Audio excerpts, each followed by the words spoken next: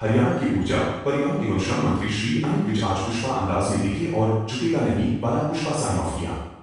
आज पत्रकारों के द्वारा एक्स पर किए गए ट्वीट के बारे में पूछे गए सवाल के जवाब में उन्होंने कहा कि यह सच है कि मैं कुछ नहीं बोलता तथा मेरी क्या हैसियत है और जो कुछ भी मैं बोलता हूँ वह मेरी आत्मा बोलती है और आत्मा की आवाज को दबाया नहीं जा सकता।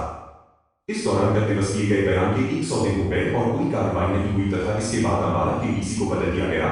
के संबंध में पूछे गए सवाल के जवाब में विज ने कहा कि यह आते जाते रहते हैं, इससे कोई ताल्लुक नहीं है।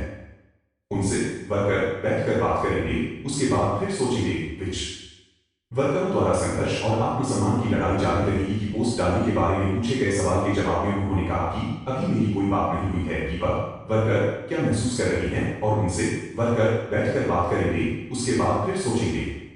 अगर हुड्डा साहब ने ऐसा कहा है तो उनका धन्यवाद। विच के गत दिवस बयान के संबंध में दीपेंद्र हुड्डा ने ट्वीट करके कहा है कि हरियाणा में अफसरशाही हावी है और मंत्रियों को मंत्री नहीं माना जाता। के बारे में पूछे गए सवाल के जवाब में उन्होंने कहा कि अगर हुड्डा साहब ने ऐसा कहा है तो उनका धन्यवाद। कि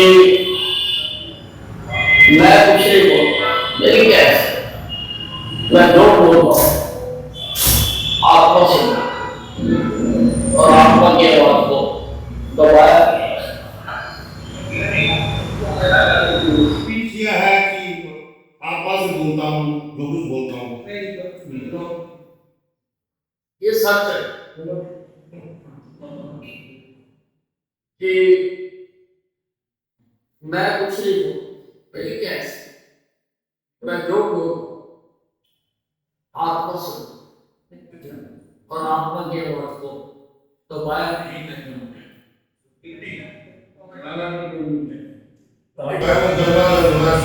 उन्होंने ध्यान लगाया नियमना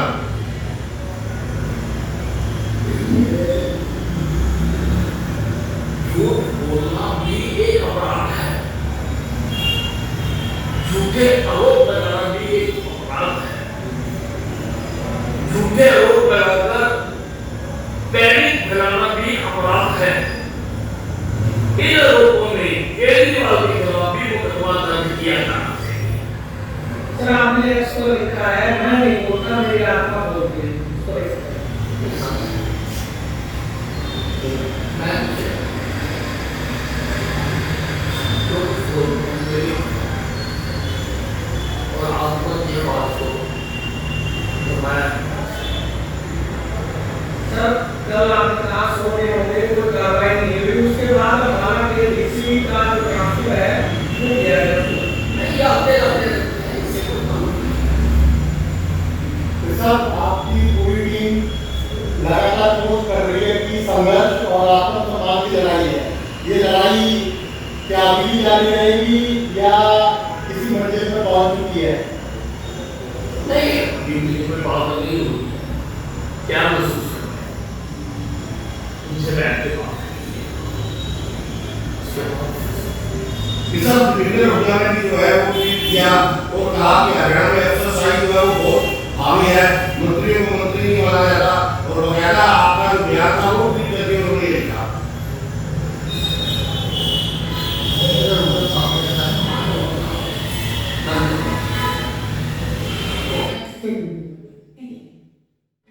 ये बहुत ही बेहतरीन बजट, सर्वांगीण विकास का बजट, हर तरह के वेलफेयर का बजट पेश होने की उम्मीद, क्योंकि बहुत अनुभवी मंत्री जब से भारतीय जनता पार्टी की सरकार आई तब से ये वित्त मंत्री और देश के